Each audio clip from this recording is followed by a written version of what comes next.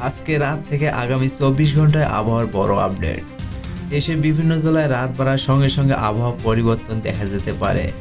বিশেষ করে উত্তর অঞ্চল, মধ্য অঞ্চল ও উপকূলীয় এলাকাগুলোতে দমকা হওয়া, বজ্রপাত এবং মাঝারি থেকে ভারী বৃষ্টির সম্ভাবনা রয়েছে।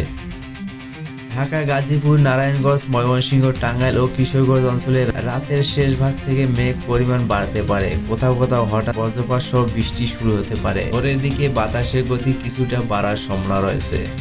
এদিকে রংপুর, দিনাজপুর, নীলফামারী, লালমনিরহাট, কুড়িগ্রাম অঞ্চলে রাতের আবহাওয়া কিছুটা অস্থির থাকতে পারে। মাঝারি বৃষ্টি ও বজ্রপাতের সম্ভাবনাও কিছুটা রয়েছে।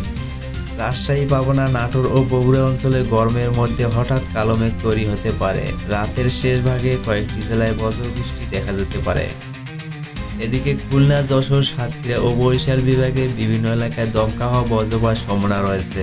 উপকূলীয় অঞ্চলে নদীর কিছু উত্তোলন থাকতে পারে। চট্টগ্রাম ও কক্সবাজার, ফেনী, নোয়াখালী, কুমিল্লা অঞ্চলে বৃষ্টির সম্ভাবনা তুলনামূলক কিছুটা বেশি রয়েছে। কোথাও কোথাও ভারী বর্ষণও হতে পারে। সমুদ্র বন্দরগুলোতে সতর্ক অবস্থায় থাকা বলা হয়েছে। এদিকে সিলেটের মৌলভীবাজার ও হবিগঞ্জ অঞ্চলে রাত ভোর থেকে থেমে থেমে বৃষ্টি হতে পারে।